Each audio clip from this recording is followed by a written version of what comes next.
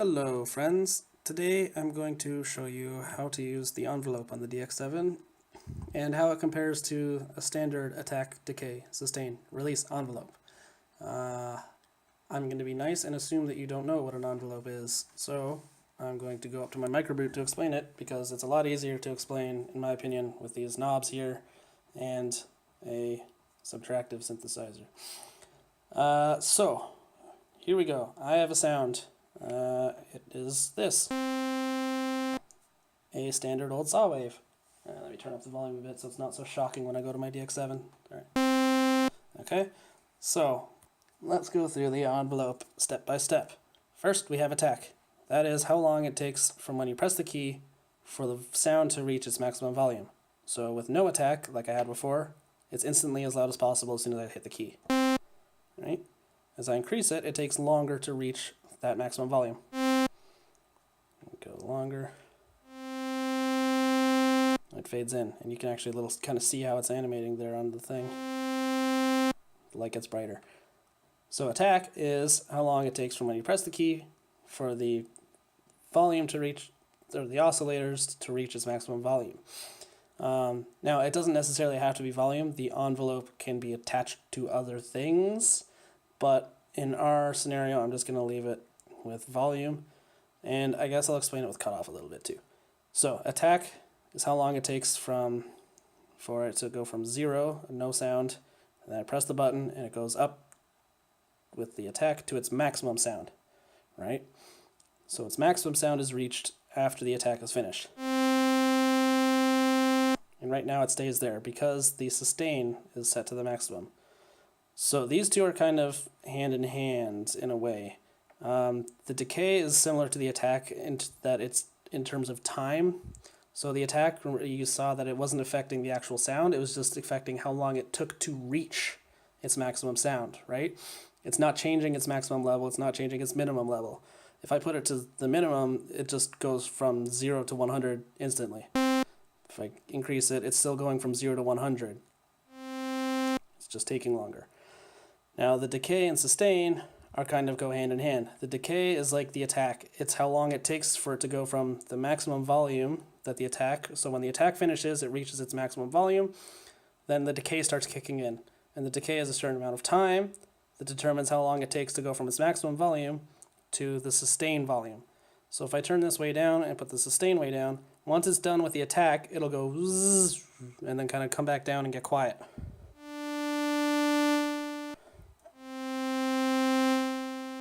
So it fades in and then fades out quickly. Longer decay, lower sustain.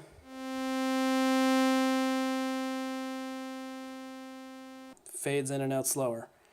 And then the last knob is the release, and that's how long it takes from when you let go of the key for the volume to reach 0. So no release.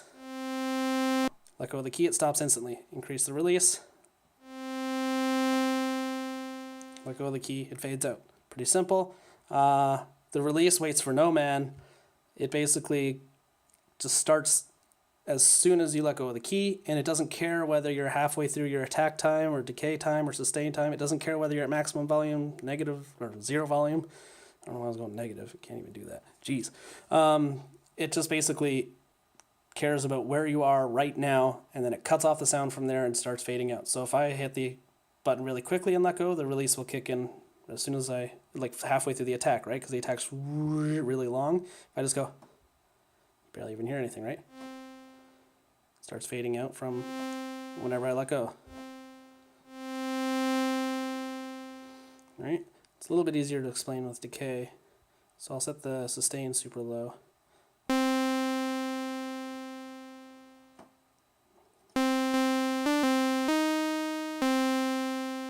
No, I set the decay low.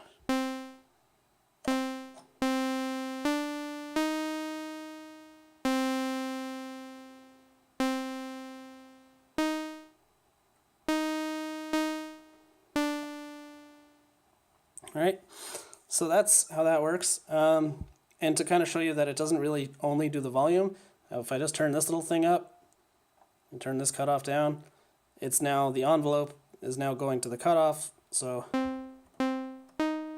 turn off the gate. So the envelope isn't just for the volume. Think of it as a graph that just determines whether something is at 0 or 100 over time, basically. Like there's a number of values that your levels could be, right? You could have 0 volume up to 100 volume. Well, you could have 0 effect on the cutoff up to 100 effect on the cutoff and whatnot. So basically, my attack is at 0, my decay is at 50, my sustain's at 0.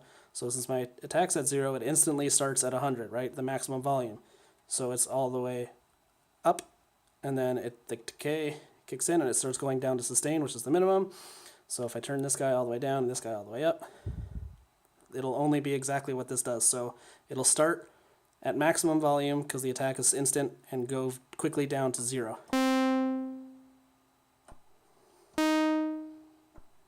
Right? It's basically just amount of something over time. Okay. Now, let's go to the DX7 and look at this guy over here. So, this is our envelope for the DX7, if I can get it to focus. Alright, switch autofocus back on now. Okay, so we start, here we have a big weird graph. And it's kind of like attack, decay, sustain, release, but with lots more options. So, to basically explain this in a simple way, in my opinion, R is rate, L is level. R is like a decay or an attack. L is basically an amount. All right. So you know how on the other synthesizer you have your attack and it goes from 0 to the maximum volume at a certain speed. Well, attack is rate 1. And then L1 would be 100 because we can't change it on the microbrute, right? It always goes to its maximum volume. Well, on the DX7, you can go from attack 0 to a maximum volume of 50, and then take rate 2 and go to rate 2 at level 2 up to 100, blah, blah, blah. So basically we've got attack 1, level 1, decay 1, level 2, decay 3, level 3. Level 3 is your sustain, so that's what volume it finally rests at after it goes through all these other guys, right? And then rate 4 is your release, and level 4 is funky. I will explain that later, because I want to kind of go through and do normal things first, all right? So, looking at our saw patch from last time, right? Sorry, I'm adjusting my seat. Back hurts. We have a simple saw sound. Right, it was easy to make. I think I've screwed this guy up a little bit, so it's a little bit different than what you'd be hearing. So I'll fix that. Alright, that's the saw sound we had. Quickly, how to make it. Operator 1, 99. Operator 2, 80. All of these frequencies are equal. Feedback set to 7, and algorithm 17. Basically, one carrier with one modulator that has a feedback loop. If you don't understand any of that, go back to my last video, my first video. It should help explain that. And then come back here to 8 minutes and 33 seconds. Or something like that. Anyway, let's start with showing you how the envelopes work. So I'm going to click my EG for envelope generator. I'm going to click rate. And you see we've got rate 1. I'm going to start with only operator 1. Now if you remember up here based on all our algorithms, I'm in algorithm 17. If you go look at it on your keyboard, algorithm 1 is an operator, so it outputs sound. Operator 2 is a modulator, so it does not. We're only going to mess with operator 1 right now. So this is basically the volume of the whole sound, right? So rate 1 is 99, so that's instant. Kind of the opposite of the attack, but that's fine. We will decrease the rate 1 to about 45 or so, and you will hear the attack type sound. It swoops in. Now, we'll start getting crazy right off the bat. If you look and hit the key right beside it, level 22, we can change the level 1, which is basically the attack limit, I would say. So, once rate 1 is done, 45 whatever, it's not an actual time, it's just an amount of time that we can't really quantify. I mean, you probably could, but that's besides the point. So So rate 1 is going from 0 or key off to level 1, right? Everything goes from rate 1 to the corresponding level. Level 2 to rate 2 to level 2, rate 3 to level 3, rate 4 to level 4. So we're going from rate 1 to level 1, which is max. If we turn that guy down, it'll go up to 50. Random cut, my phone's battery died. Well, the flash stopped. Anywho, I just set it to level 50, so the attack is 45, the rate is 45, levels 1. So I click it, it'll go up to the 50 volume, right, from rate 1, 45, slowly it'll reach 50, and then it'll go from level 1 to level 2 at rate 2. So, if I click this, you're probably thinking, what? That was a weird sound. Can I hear that again? Sure you can.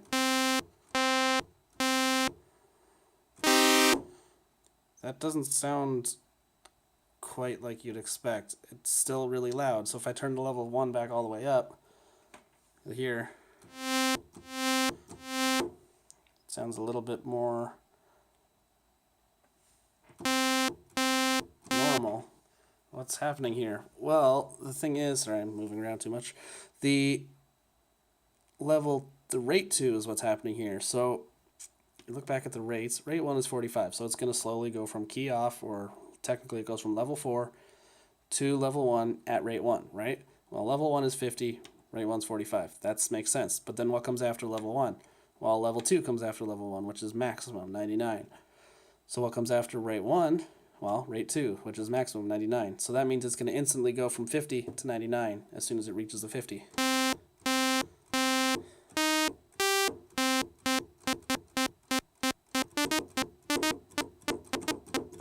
Now there seems to be some weird kind of relationship between level 1 and level 2. Just experiment with them. But basically, now I can take rate 2 and slow it down to like 30, and then it fades in still. Now, hold on, if I turn this.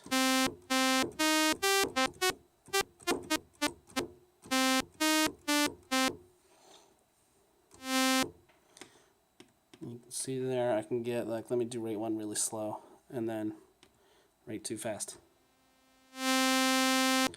So you hear that? It's kind of like a two-stage attack. So it goes up at one speed and then speeds up, right? And you can do all sorts of things. So based on how you set your rates and your levels, you can make the sound do whatever you really want. You can make it start loud and get quieter, or you can make it start quiet, get a little bit louder slowly, and then get louder really fast.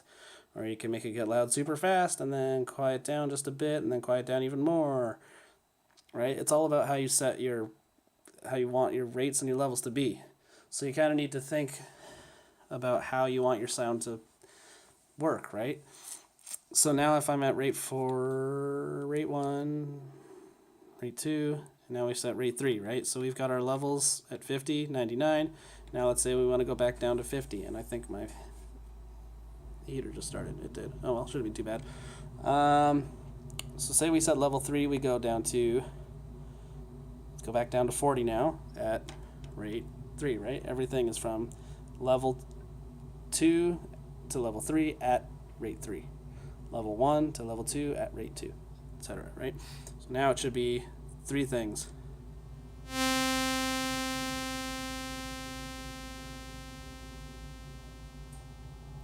So it was like slowly faded in, quickly faded in higher, and then slowly faded out, right?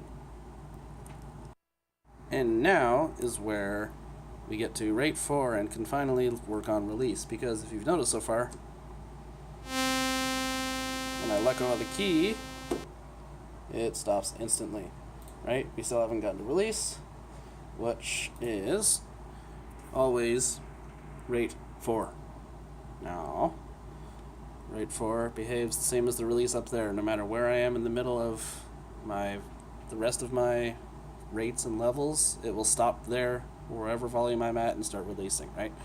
So if I just slow this guy down to like 30, notice if I let go of this guy, let's start playing, it starts fading out from there. But as you'll notice, the sound completely changed. Well, that's because this is the first time where our modulator's envelope is a problem. Because if you look at if I switch operator select to operator 2, it has no release. It's all the way at 99. So what do? Do we put the rate for the operator to the same so that it keeps modulating and fades out at the same speed? Well, no, because if we do that, listen to what it sounds like. It could be what you're going for, but that sounds kind of like the filter's closing, right? Because instead of the sounds going down, because the modulation is also going down at the same time that the operator is exiting, right? So it's going to stop modulating it slowly, just less slowly, or just a lot slower. What is this cat meowing about? What do you want, Tarkus? Go play with something. Alright, so we can get this cat to stop meowing. We can set the the rate 4 to 0, and then it'll fade out over a really long period of time, and so it won't sound like the filter is closing.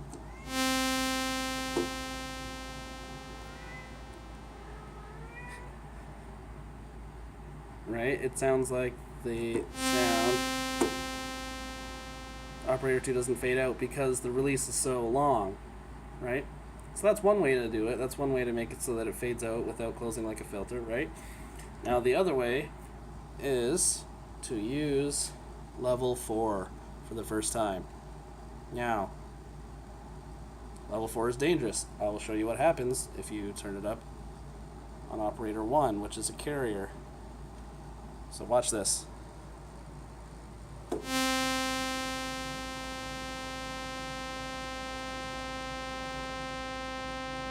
Hello?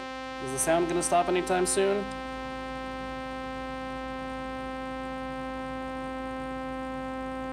If you'll notice, operator 2 is slowly fading out with its rate of 0, right? There, I've stopped operator 2. But the sine wave is still happening. Why? Well, that's because our level 4 for operator 1 is set to a certain volume. So that means that it's just going to keep outputting that sound forever until I hit 16 other keys. Now, that just gets annoying. Now, it's cool for some things if you want to layer a whole bunch of things, but it just keeps adding them on top of each other. So what I'm going to do is turn the level 4 back down to 0 and hit any key 16 times.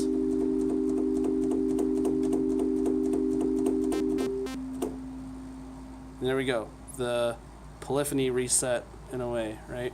But that shows you what level 4 does. It basically, if I go back over here, you see here it says level 4 is key on and key off. So basically you hit the key, let it go through its course, and then it ends at level 4 and it stays at level 4 forever until 15 more keys have been hit after it. On the DX7, I think on the DX9 or one of the other ones that has a lower polyphony, you'd have to hit it less. But regardless, that's what level 4 does. It makes it so that when you let go of the key, it just keeps playing forever at level 4's volume. Now that's not usually useful for the carrier. I'm gonna close the door, cat. I don't know what you want. I don't have anything for you.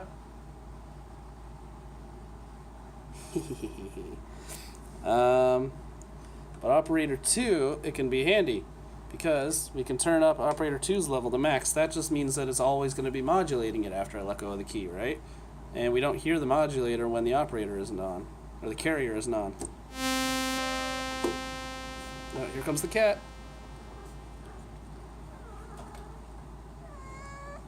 He really wants my attention. I don't know what it is.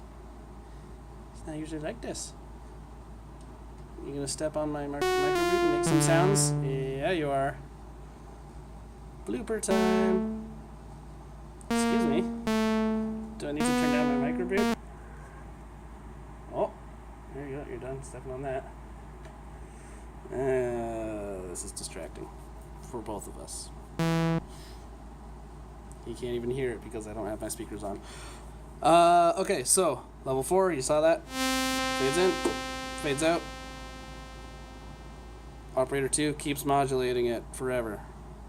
So you can set whatever release and decay you want, blah, blah, blah. Alright, so you kind of got the gist of how the levels and rates all relate to each other through that. So I'm just going to reset my patch. So I'm going to go back to my internal memory and just click 7 and load it back. Everything's reset. Now if you want to save it, you go look at my other video. Hold down store, choose your memory, blah, blah, blah. It's a pain in the ass. I don't want to go through it right now. But I'm going to go back and, whoops, edit mode. Don't forget that. I'm going to change the rates and levels of operator 2. So you saw how doing the rates and levels in operator 1 made the sound behave, right? It behaved like a normal, sorry, going up here, like this kind of envelope, you know, just affecting the volume. But if we affect the envelope on operator 2, you saw that it kind of affected the cutoff frequency in a way. It's not really what it's doing. It's affecting the amount of modulation, but it can have some similar effects to if you were modulating this little knob going zzz, right, closing the filter. So we could do something like this. So if we want to make a Pluck sound, we would start with rate 3, because that is the final decay, right? So rate 1 and rate 2 are both going to be instant, and then rate 3 is going to happen, and it's going to go at a specific speed, so like say 50 or 45, sure, down to level 3 at, I don't know, 40 or something. So if we only want just a Pluck sound, we would go with rate 3, because that is the last rate before the final sustain of level 3, right? So if we set it so that if we did level 2 and rate 2, it would go, sorry, to down, it would go down to level 2 and then continue on to level 3 and rate 3, right? So we need to use level 3 and rate 3 as our final step, right? If we only have one step, then that makes sense to make it our final step. Unless we're doing the attack, in which case you could just start with rate 1, level 1, but really it doesn't matter which one you start with, right? Just as long as you know how to end it, right? So here we go, we've got our level 3 on op 2 set to 50 and our rate 3 set to 45. Hear that? It sounds kind of like a Pluck sound.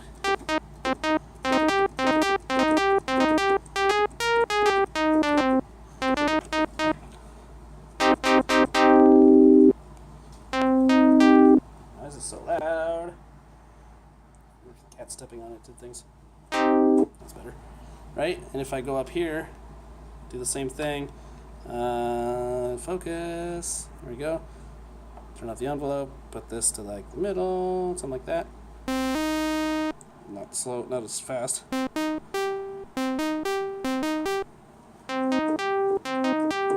Right? And so you can do all the same things you do this, right? If you wanted to swoop in and open, you do the same thing down here. But of course the cat is in his way to ruin the day. Right, so you saw up there I did the attack. Hello, Tarkus. I'll rub his face. So if we want to do that here, we'll set our, why is it not focusing? Rate 3 back up to maximum. Level 3 back up to maximum. And, sorry, here's the wrong hand. Rate 1, we will make it slower and it'll kind of be like it's opening up. Now that's kind of not very smooth. Right? You hear how it's kind of too like and ugly and stuff? That's because this guy here, you'll see, it's starting off like it's already halfway on, right? Well, when we're using rate 1, we're starting at 0. So it starts at the sine wave. So really, we don't want to use rate 1. So we'll turn rate 1 all the way up to max. Level 1, we'll start with level 1. So we'll start level 1 at like 35 or something. So that means that it's already modulating operator 1 a little bit. and we'll use rate 2 as our kind of opening of the filter so that it goes from 35 up to 99.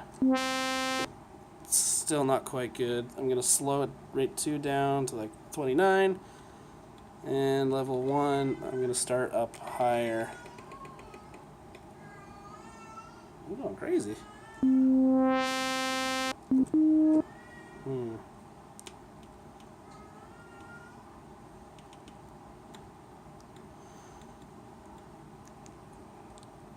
I really need to start at a higher level? Oh, wait.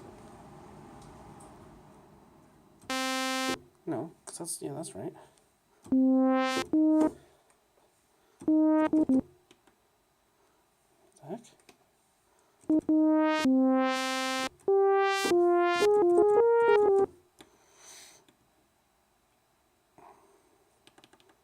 Maybe level 1 has to be really high. Okay, that's a little more like it. Slow the rate down even more. Apparently the rate for rate 2 has to be really slow.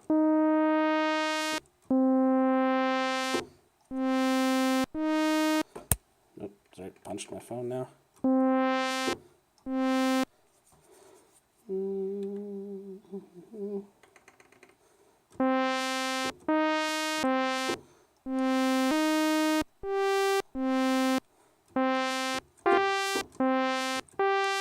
A little bit different, but you see what you can do, right? So that kind of hopefully explains how the algorithms work without too much, or envelopes work without too much cat distractions. But it shows how you can do some things with your sound. I'm going to do one last thing just to show one more thing. Rate 3, slow rate 3 way down, level 3 way down to like there.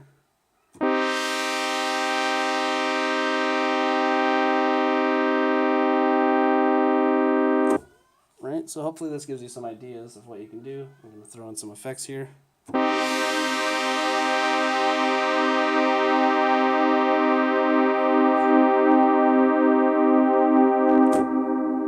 Stuff's mixed way too loud, that's my fault. But, you know, it gives you some ideas of stuff you can do.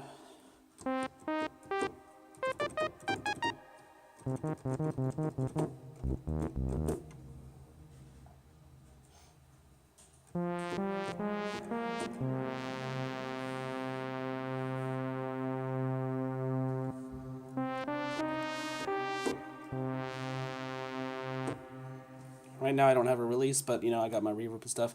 So you can see how you can manipulate it and make some different cool sounds, right? You know, turn on the effects on that.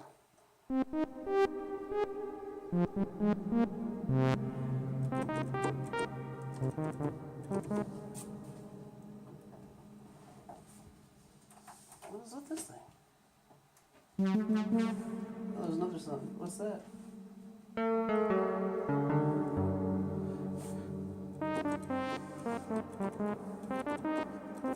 Oh, that thing's way off tune.